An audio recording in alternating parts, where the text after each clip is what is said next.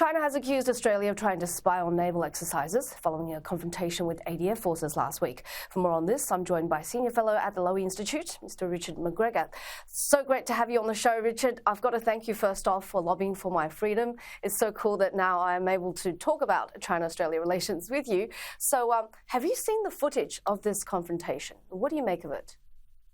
Look, I haven't seen the footage of it, but I think the first thing to say is that the helicopter in question was in international waters on a UN exercise. Now, it may be that there was something else going on. I can't say one way or another.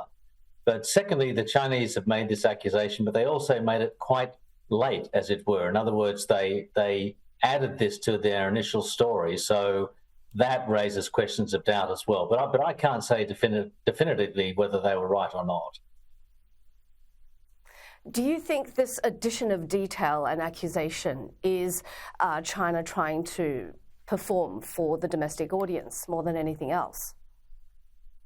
Yes, I think it's performing for the domestic audience, but also, frankly, performing for Australia because they want to stop Australia, the Australian Navy, the Australian military in any form, patrolling waters in North Asia and in parts of Southeast Asia and the South China Sea. And I think, reading the reports of this in the Australian press, I'm actually in Washington at the moment, but I think the context has been lost. It's all about Australia being bullied by China. But I think, in fact, in this case, China is really responding to what Australia's been doing, along with allies Japan, the US, and also the Philippines. We've actually been on the front foot in this respect, in doing joint patrols with our allies. It's a sort of a heavily symbolic act to support the rules of the road in the South China Sea and to support the Philippines, which is clashing with China at the moment.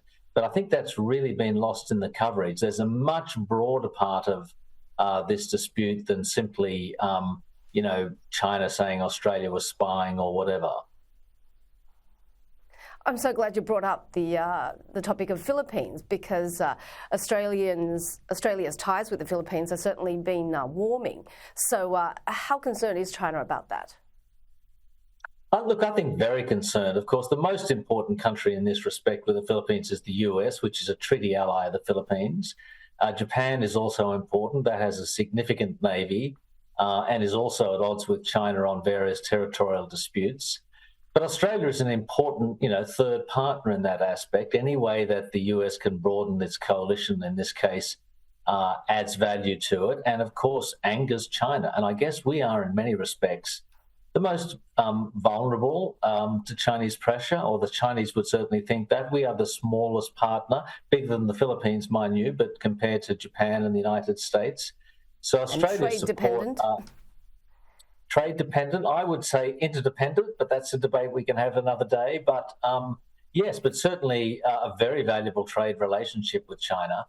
So I think China sees us, wants to put pressure on us.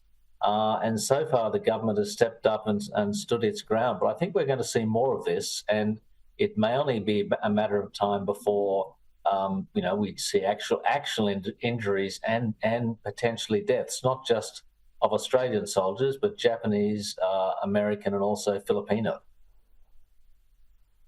Wow. The likelihood of accidental warfare, you think, is climbing?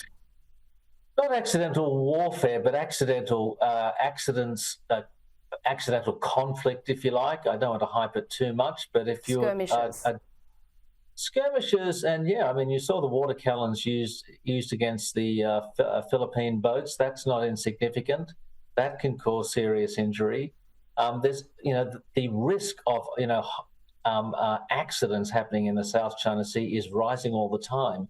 Interestingly, the US and China has stopped or held off harassing US planes more recently in North Asia and around that area. The US and now it's China towards the allies. Could be, yeah. I think that's an interesting point. It's the Canadians have been harassed on a similar UN mission. This is a UN mission looking at sanctions or policing sanctions against North Korea. By the way, the Canadians have had a number of clashes. It's not just the Australians. But I think if people ask me for an explanation about this, it's because of what Australia has been doing in support of the Philippines, in support of international rulings in the South China Sea, and China would be infuriated about that. Thank you so much for that enlightening discussion. Richard McGregor Thanks, of the Lowy Institute. Hope to talk to you again soon.